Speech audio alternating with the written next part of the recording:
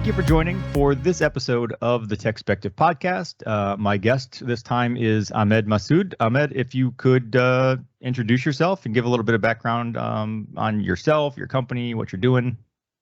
Well, first of all, thank you for having me, and Tony. And sure.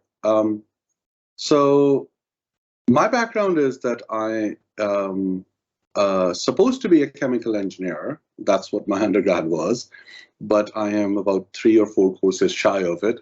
I got sucked into computer science and maths research in the uni, which was back in, I guess, 91.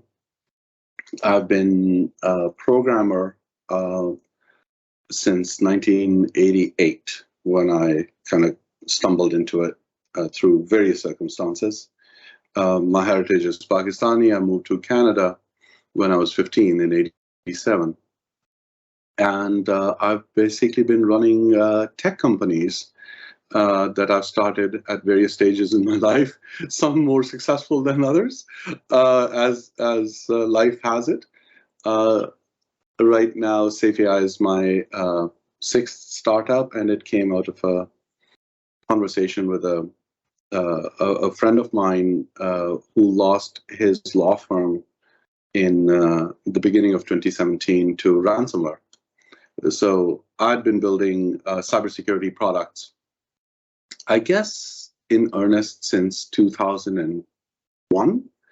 Ended up making this little piece of software that was used to protect the manuscripts of Harry Potter in 2002, 2003. That was a very interesting and fortunate start to my previous company, Trustify, which ended up being very focused in defense sector in terms of creating cybersecurity offerings around defense sector. But that wound up in 2015 because of various circumstances. So when this friend of mine called me and said, hey, we got hit by ransomware twice, and then hacked 4 other times in a period, so 6 total attacks in a period of 4 months. And they're completely wiped out. Like they're 60, 70-year-old law firm, just gone. That started me on this thought of, okay, what is it that we are missing in terms of our defensive capability? And that's what started sāf.ai. Okay. Well, so previously, my former day job was with Cybereason, and a lot of our focus at Cybereason was on ransomware. And I know, so I'm very familiar with things like, you talk about the law firm of 70 years. There's also, Liberty College was 157 years, I believe it was, and shut down largely as a result of ransomware taking their systems offline. There were other factors that involving, COVID and enrollment was down and things like that. But, but that obviously is a huge issue. And, we did at Cybereason, we had done a survey last year, summer of 21, where we found that 80% of the organizations that paid a ransom ended up getting hit a second time. Yes, and then this year we did the follow-up survey. So right before I left Cybereason, we did the follow-up study where we found that not only is it still 80% got hit again, but most of them, I want to say it was like 2/3, were hit again by the same threat group within 1 month. Yes. So basically, it's like you've paid the ransom, and now they're like, all right, well, we're going to go ahead and hit you again before you can even address the issue that caused the problem in the first place. That is precisely what happened to this law firm. They got hit twice by the same group within a period of about 3 weeks. They paid the ransom. They got their data back. I think they paid like $800K or something like that to get their data back. And they got hit again. Then they paid again. Like, it was that bad because, so yes, that happens consistently. And that, anecdotally that happens, but now that it's been confirmed through research, that's a very interesting and really scary data point, but we know that from other criminal activities outside. People tend to hit the same groups. Yeah, I mean, if you haven't seen it, like I said, I'm not with Cyber Reason anymore, but I recommend looking at the report because there's other data points in there as well, like something like 50 or 55% of the people who pay the ransom and get the decryption key don't actually get all of their data back. So even when you pay the ransom, there's only a 50-50 chance you're going to get your stuff back. Yeah, that number, there was another survey, and apparently that number in that survey was higher. It was closer to 84% or something like that. Because people who are putting these ransomware together, they're not really worried about quality of code. Right? It's like it will get you the flaws and corruption that happens in the encryption and decryption process. Exactly. And I mean, I haven't confirmed this. I don't know for a fact that this is true, but I had heard last year, when the Colonial Pipeline ransomware attack happened, as I understand it, Colonial Pipeline did pay the ransom, or they did pay a ransom, but in the end, restored their own data from backups. It's like so it's like they paid the ransom, but it didn't really get them anything. Mm-hmm. And that may very well have been part of because when Colonial Pipeline attack happened, at that time the cyber insurance policy required you to pay the ransom as the first step. So that might have been part of the policy in order to not violate their insurance, and that may have been the reason. But there are, there are a number speculation on my part. Yeah, right. And like I said, I have never confirmed that story in the first place. So I guess we'll caveat that whole thing with saying it's all hypothetical. Yes. But there are a number of factors that need to be considered. That there's the sort of binary debate of should you pay the ransom, yes or no. And there's obviously people on the one side who are like, well, absolutely not, never pay the ransom. I mean, look at the city of Baltimore. They didn't pay the ransom. It ended up costing them significantly, exponentially more to recover than the ransom would have. But that assumes that paying the ransom would have actually gotten their stuff back, and that they wouldn't have gotten hit a second time. So there's a lot of things to consider there. It's like it's easy to look back and say, wow, you guys should have just paid the ransom. You could have been back online a lot faster and cheaper, but maybe not. Yeah. But the other elements of that are when you pay the ransom, it's like, well, who are you paying? Because you might be violating sanctions. You might be sending money to countries you're not allowed to send money to, or to organizations you're not allowed to send money to. So you by paying the ransom, you might actually be breaking the law. Right. And there's it's a very messy and hairy situation. And again, personally, as a cyber professional, I don't know where I sit on that debate, because I think it's very situational. I think that in certain cases, paying the ransom is cheaper, provided you understand associated risks. It's always a risk. It's a risk-reward calculation, and I don't think that we should be making generic policy decisions around that, because those situations are never simple. Well, right, absolutely, it is a tough decision no matter what. I would say that kind of where we landed at Cyber Reason, and kind of what I agree with is, in general, and actually based on the research too, like no matter what I think of it from a purely moral, ethical standpoint, statistically, it's not a good idea. Results say that paying the ransom is just going to get you hit again, then why bother? Right. But I would say that in general, I'm like, don't pay the ransom unless there's loss of life potentially. Like, so when hospitals are hit, it's like you need to get back online now. you don't have time to you don't have 18 months to get your systems back online. So so if there's loss of life, then absolutely, do what you need to do. But I would extend that somewhat when we're talking about things like your friend's law firm of if there's loss of company, like you have to weigh that out and say, look, if we don't pay the ransom, will we survive? Right.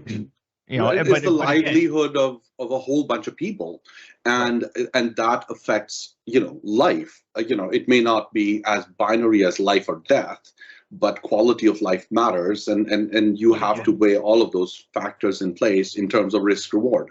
Right. And but keeping in mind again the calculus of, okay, but when you pay the ransom, there's a really good chance you're not actually going to get your data back. There's a really good chance you're going to get hit again. So, and I actually, this is maybe a good point to step back and talk about sāf.ai and what your approach is, because what I've come to the conclusion of over the past few years is when it comes to ransomware,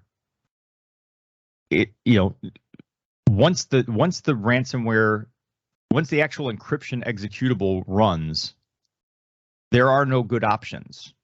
Right. Paying the ransom sucks. Not paying the ransom sucks. It's like you have no good choices at that point. You're pretty much screwed. So, the ransomware, in my opinion, the ransomware defense has to focus on before that. Like I need to prevent the encryption in the first place. I had a different take on it. My take was we have to make that encryption attack not matter.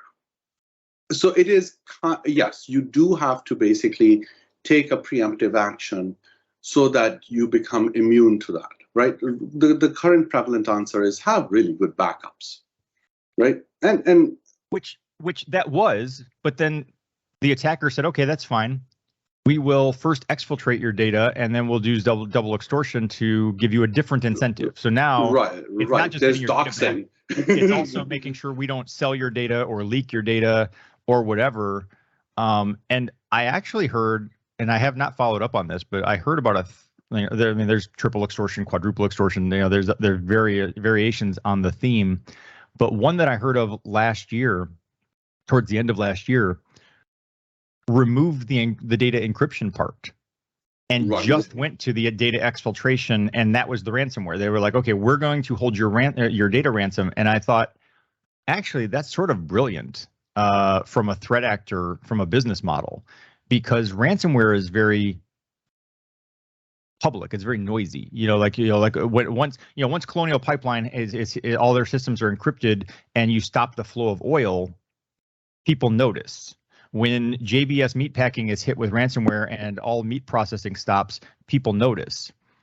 But and when people notice, it makes it very high profile for the threat actors. I mean, we saw there was fallout and backlash for REvil, for DarkSide. Like Russia slapped them on the wrist, even if that was just for theater, just for appearances. Mm-hmm. But and then they disbanded. Allegedly, and moved on to other groups, and so there were consequences to publicly taking down these companies, and like if you hit a hospital or whatever. I mean, there are consequences to those things. But if you do this other version where I just take your data and I hold that ransom, it's very quiet. And now a company like Colonial Pipeline or JBS Meatpacking, they could pay that ransom just to get you to not release their data, but nobody has to know. Like the threat actor isn't making headlines, the company isn't making headlines. So for all I know, those attacks are prevalent right now, and we just don't hear about them because they're under the radar. And that's why I thought that's actually that was actually a pretty smart move, a direction to take the concept of ransomware. Oh, yes. I mean, that makes a lot of sense. And that's more in line with the type of attacks that used to happen, like in history's past, right? Yeah. Where you would get access and try to use that for some type of gain. Without knowing. I interrupted you because you were talking about that concept. That.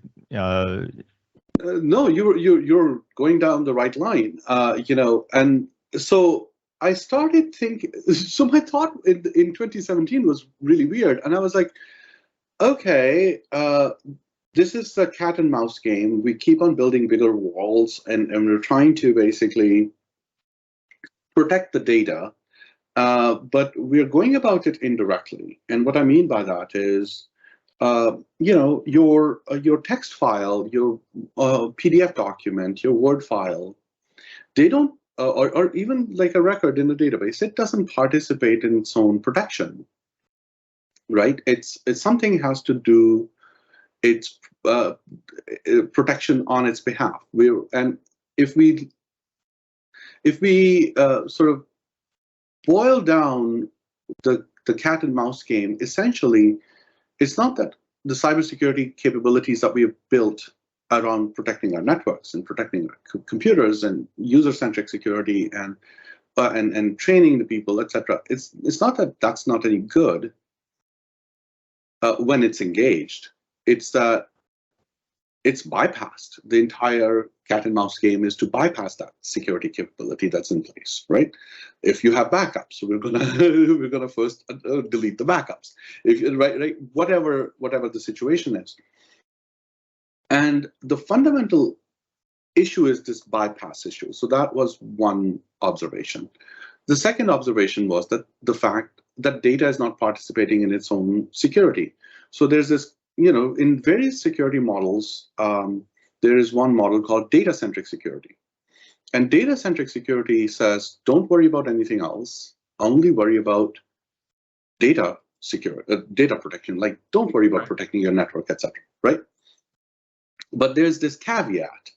For data-centric security to exist, data has to be self-describing and self-defending. Now, how the heck do you make something that is a passive entity, like data sitting on your disk, self-defending? And that was the problem that I started to think about.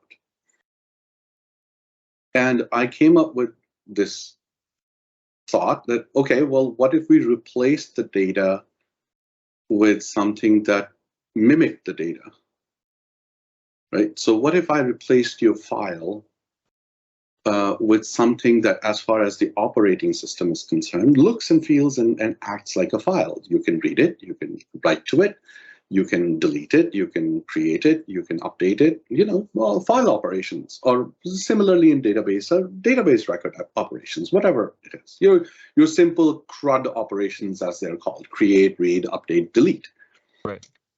Right. And I thought, well, what if I made an AI that would accept CRUD requests as input and would either update the data that it memorized, or it would release the data as output if the read request came in? What would be the consequences of that? What would be the consequence of your file defending itself? Well, if we constructed it correctly, you could essentially guarantee that the bypass of this system is not possible, because mathematically speaking, you could interleave the I/O operations essentially, and the data content all into a single atomic unit. So the very act of trying to, even if you had, so if I could store the data inside some neural net construction of some sort, and I had that, the numbers of that even on piece of paper, and I had all of the the values of all the bits and pieces of the neural net. The very act of trying to extract the data mathematically runs that neural net, right?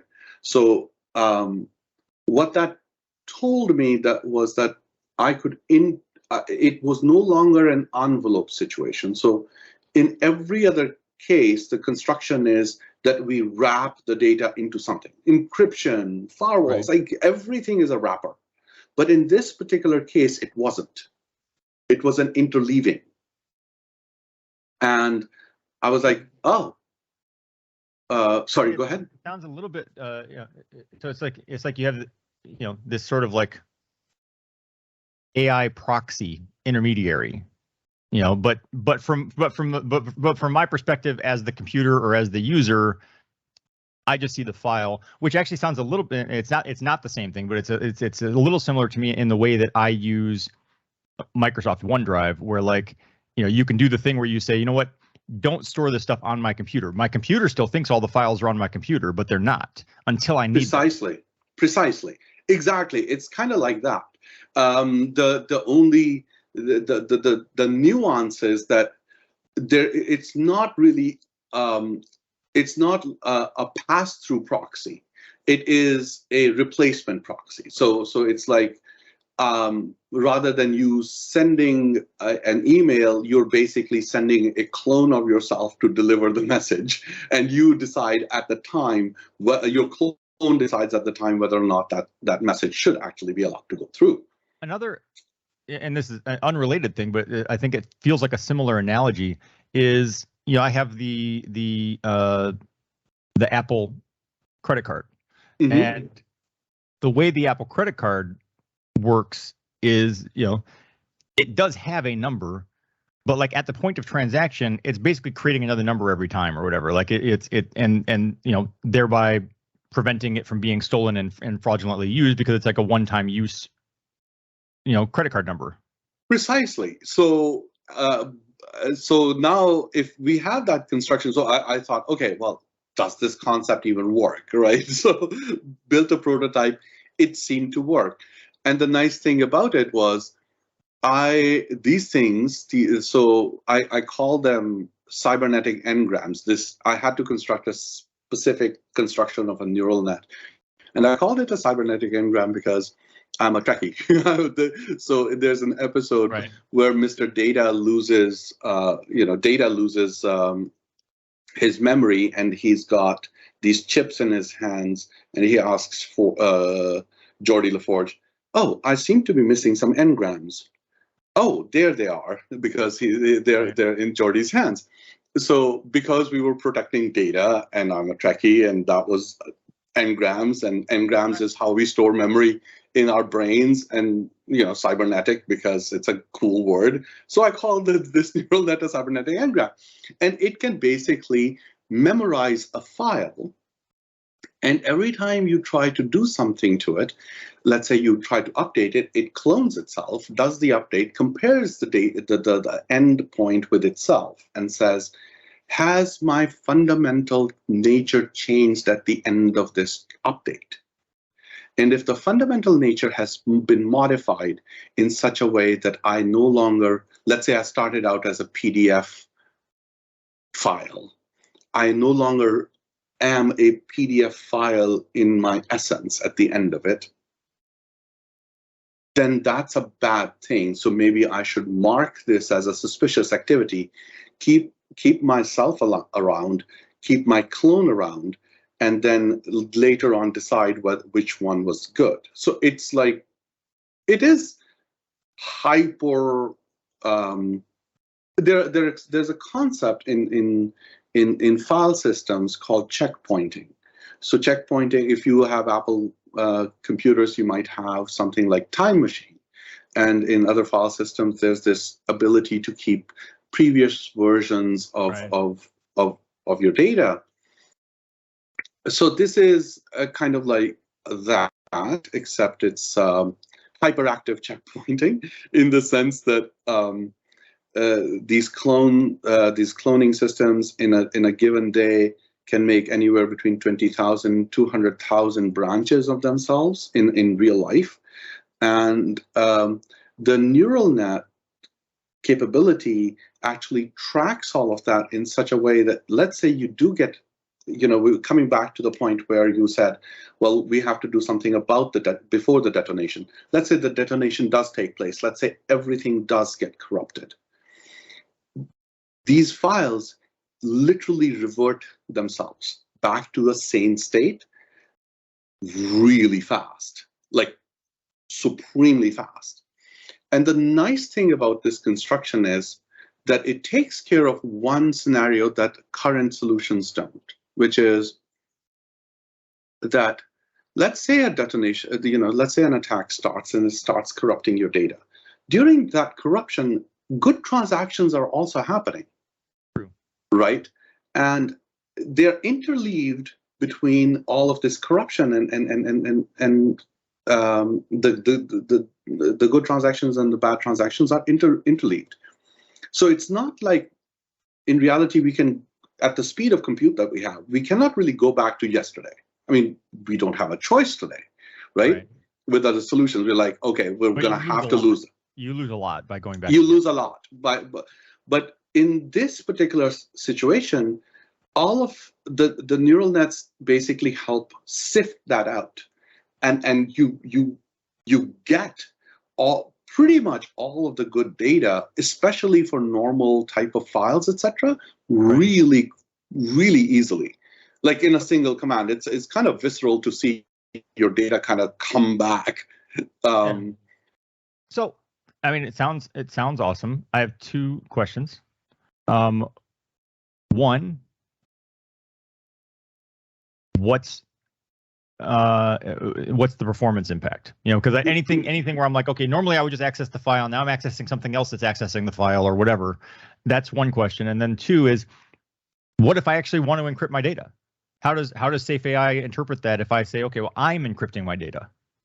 Okay, so let's tackle the second question first. The second question is very easy to answer.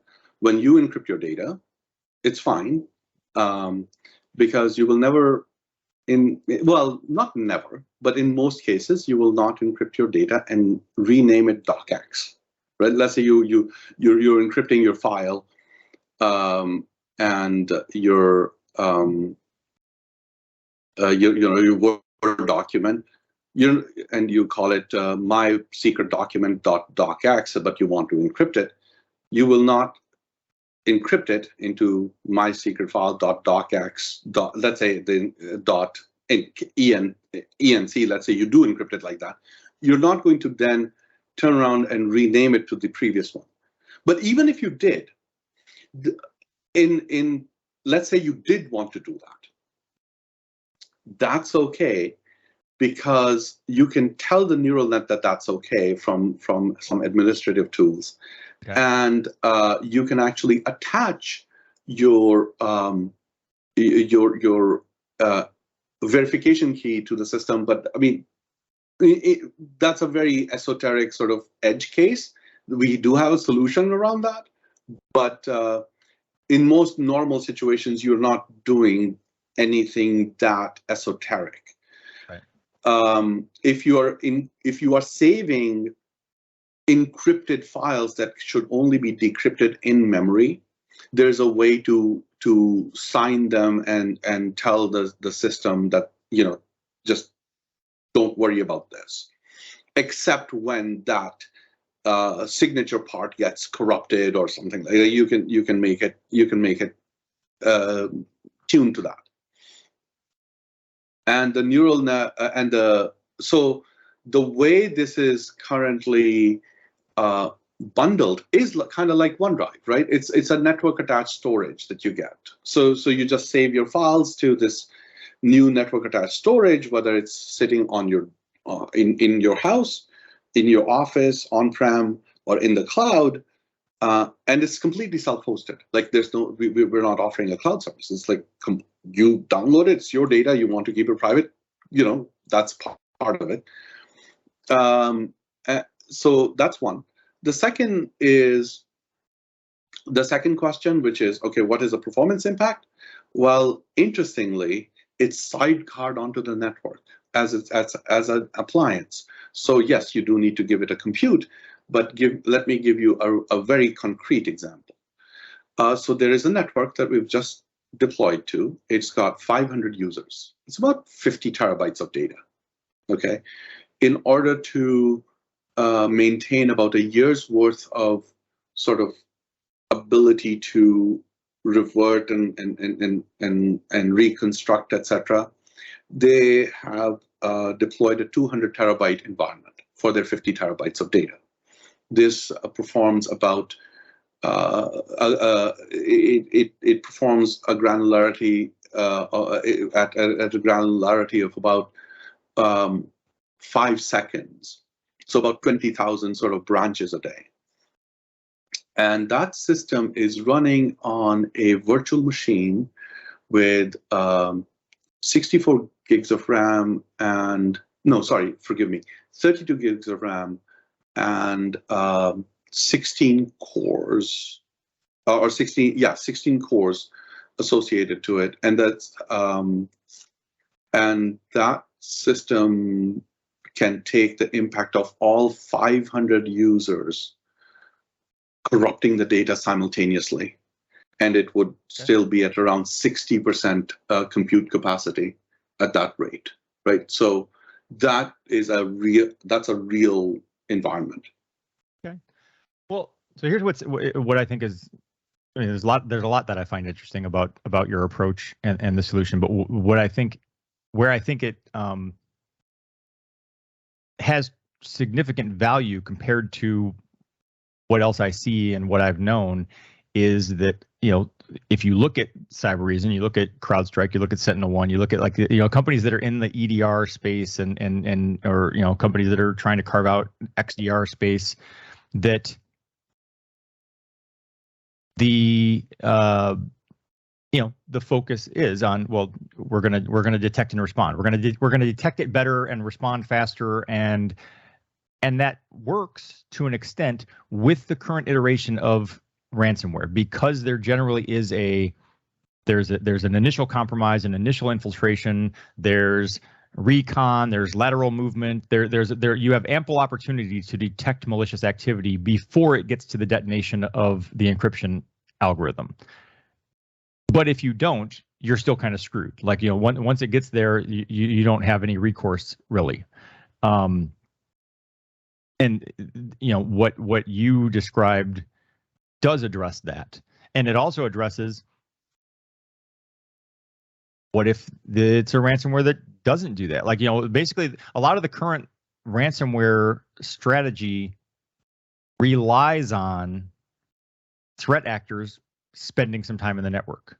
Like, it relies on there being some period of time to give me an opportunity to detect this activity.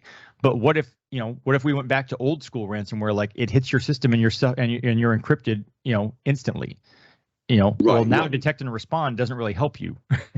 Well, yes, and detect and respond is playing it's playing a by-player game. It involves two players, the attacker and the defender.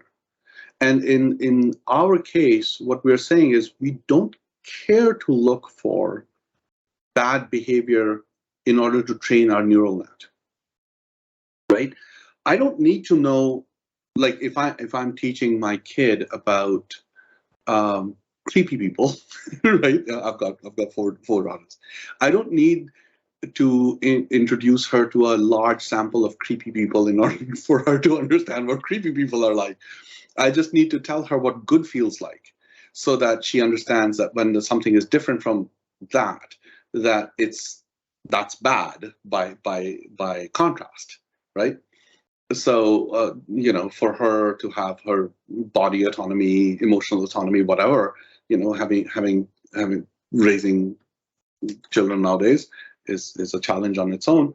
But so the thing is, in sāf.ai's case, when we are building these neural nets, we know what good data looks like because we have access to it, right? So we can train. The neural net is self-training against that. So that's one advantage. The second thing is, it's complete because of the way it's wrapped into the file system.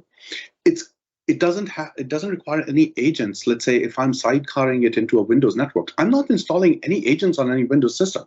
The very network drive has all of this thing kind of built into it. Right. And the third thing, and this addresses our data leakage and data exfiltration question, is that files, when they can do self-analysis, because they are now self-describing as well, they can do a lot more about informing all of these other tools like DLP protection and firewalls and other capabilities that you have in your network about the threat source. So if the file, if you are now all of a sudden as reading 2,000 sensitive files and generating a zip file, those 2,000 sensitive files understand that they're being read by Tony, but whereas Tony never read them before at that speed, right? That's a ground source of truth about the event, right? So if we are looking, as cybersecurity industry, we like our acronyms. The current acronym of choice is SOAR, right?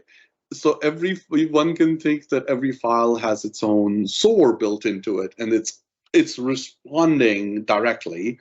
Right. And then you can have a much more sophisticated system that can actually collect that ground source of truth and make much more informed inferences about what's happening. And then it just feeds into that reaction and response and detection and response, and gives it another dimension in terms of how the system can overall work. Does that make sense? Yes. I was also going to say, our conversation has revolved around ransomware and defending against ransomware. But you started off with the premise of, that a lot of organizations might look at things and say, well, I don't need to, I just want to protect the data. Like, I don't need to protect the network. Right. And I've actually had that philosophy going back kind of to the beginning of the explosion of mobile devices. And when I used to have conversations, a decade ago with people about mobile device security. And I said, well, ultimately, I don't really care if I lose this phone. And I don't actually even care if you have access to the apps on this phone. What I care is, do you have access to the data in this phone? And so ultimately, I was like, all right, that's where the security should focus. The security should focus on make sure you can't get my data. I don't care if you take the computer. I don't care if you take the phone. I don't care about any of that stuff. Just make sure you can't get the data. You can't get the data. And I've actually, in a former life, I did marketing, with a DLP company, and I've done some different data loss protection, freelance work over the years. And, so I would say, even though our conversation is focused around ransomware, I see a huge application from a data protection proposition as well for what you're describing. It started out as a ransomware thing, but we have a huge impact on data exfiltration protection and data leakage protection, and there are very strong security models. One that theoretically provide a really good basis for creating those capabilities, but the missing piece was the data had to participate. And this answers that one fundamental, it gives that one fundamental capability that data has to participate. And now we can build all these other more direct tools around data leakage protection. Like if my file knows that it's sensitive, and I try to drag it to a USB drive, or I try to email it, because it can generate that event directly into the rest of the system. Now I have, basically a patient that can tell you it hurts on my arm when you press on it. So, ow! It's not a catatonic patient where the doctor's constantly probing and using other instruments to figure out what's wrong, where is their muscle atrophy or whatever. It's always been one of the, traditionally it was one of the hugest challenges of DLP was, and I was in the early days of DLP where, we were working with saying, okay, well, all we need you to do is go through and basically catalog all your data and flag it. Is this sensitive? And I'm like, okay, well, that model doesn't hold up because it requires way too much user interaction to, basically whoever creates the data has to be able to determine how sensitive it is and appropriately flag it, which also getting it right. Which also exposes you to huge insider threat, because now if I want to export sensitive data, I can just flag it wrong on purpose. Right, and there's a DLP solution that is currently deployed in a 22,000 employee environment, manufacturing sector, that basically locked up one entire business unit, which is their most lucrative business unit, because it was trying to deal with data that it doesn't know how to deal with. So this DLP solution specifically looks at PHI, PII, etc. Information. It's a commercially available one, but it was now looking at CAD drawings and really complex envelopes, and it literally locked up their entire compute, every single system, and it was a massive disaster because it's trying to do something that is not really. It was like DLP solutions are too naive at the moment. External DLP solutions, we need something that is viscerally, fundamentally, data centric in order for that to become effective. We can chat offline at some point in time about data leakage protection and some of the things that we're doing around that. I would love to pick your brain on what you've seen and show you what we are thinking about using and applying it to the exfiltration problem. Yeah, I mean, like I said, it does come down to that. A lot of the DLP solutions, just the whole approach. It's yes, I agree with the goal. To go back to, I agree that fundamentally we want to protect the data more so than the systems or the network or anything else. But it's the how that is challenging, and I think what I see now, and not to drag it back into that, but is that a lot of it does have to hinge on the behavior component. Like I can't rely on, is this data flagged properly? Like did someone, this file has social security numbers in it. Did someone remember to mark it as, confidential? I can't rely on that, but I can rely on, okay, well, Ahmed usually logs in from, Nashville between, Monday through Friday. I can look at behavior and say, okay, well, why is Ahmed logging in from Tel Aviv at 3 a.m. on Saturday? Or I can say, okay, yes, you technically have access to this file, but you've never accessed it before, and why are you now suddenly accessing 5,000 of them and downloading them? Like things like that. Yeah, and precisely, this is a big problem. For example, in defense sector, let's say you do have read access to covered unclassified information, CUI, but this was a problem that happened for the Canadian Department of National Defense. And the idea was, okay, there's 10 unclassified files, but if you were to read them, all 10 of them, now in your brain, you would have classified information that's above your pay grade. So now, how do we solve the problem that, okay, you've read 9 of them, so we won't let you open the 10th one, right?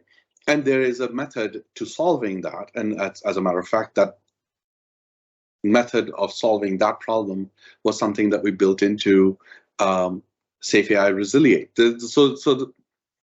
So the product, the instantiation of this sāf.ai capability is called Resiliate, and so things like that are directly possible in this construction, where you can actually track, the compound impact of someone accessing various permutations of data, and that capability in general is interesting for people to build solutions around and for people to take advantage of, I think. All right. Well, I wanted to, I guess, sort of start to wind things down, but I guess my well, I have two things. Number one would be, I often end with, was there a question I didn't ask? Was there something that you wanted to get to that we didn't hit on? So feel free to introduce that. And then the other is just kind of like, well, what's on the horizon for you, for sāf.ai? What can we look forward to next? And well, no, let's just start there. Okay, so what's on the horizon? Well, we released this product at right around the beginning of this year, after 4 years of kind of trying to get it out, and it's taken off rather nicely. So we're bringing it to the people who want to who need to protect their data, and there's a lot of them. We've had really interesting successes in higher education and in legal sector, and I think there are other sectors that are starting to pay attention. So there's that. The question that I thought maybe we needed to address was, okay, what is the target audience for this capability? Is it the Fortune 500? Is it, what's the size? Who can use this? Interestingly, this technology was designed for that friend of mine in mind, right? That small company. And for them to be able to use it without requiring a lot of technical debt or requiring a lot of technical expertise. So the basic idea is, if you have absolutely nothing in place, right, at least get this, because it is, we've priced it to be tied to the amount of data, which means you can calculate your cost very easily. But the idea is, can a regular person with some technical knowledge use this in an environment where they're doing 10,000 other things with their hair on fire, right? And the answer is yes. It literally takes 15 to 20 minutes to deploy on a network. It takes more time to kind of figure out, okay, what data do we want to put on it, and which systems do we need to connect it to? But it works. I mean, we've protected Windows XP and Windows 95 data with this. It's so backwards compatible because it's all completely server side, and it works on your favorite cloud. It works on you.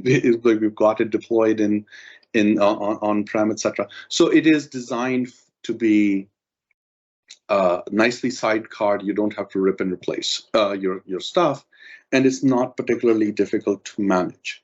I am so just coming back to the Horizon thing. I'm a systems guy. I like building backend stuff. So while I have really good front end folks on my team, we haven't built a decent front end on it. But that's what's coming out of the pipeline over the next 2 months. A nice user experience in terms of a web interface. I think is fairly standard. I think for new products, for startup things, it's like, well, you need to build the actual functionality, the actual engine, validate that works, and work out the kinks in that. Once you have that, okay, well, now let's make it pretty. Right, and that's where we're at. We're making it pretty, and we're making it much more accessible for non-technical people to interact with it. And yeah, so yeah, that's it. And hopefully, we've been we've bootstrapped this company with some angel funding but hopefully by the beginning of next year we'll go for our first institutional round. We'll see how that works out. But customers are better than investors. I'm very New England in my approach. We tend to be very, very conservative that way. All right.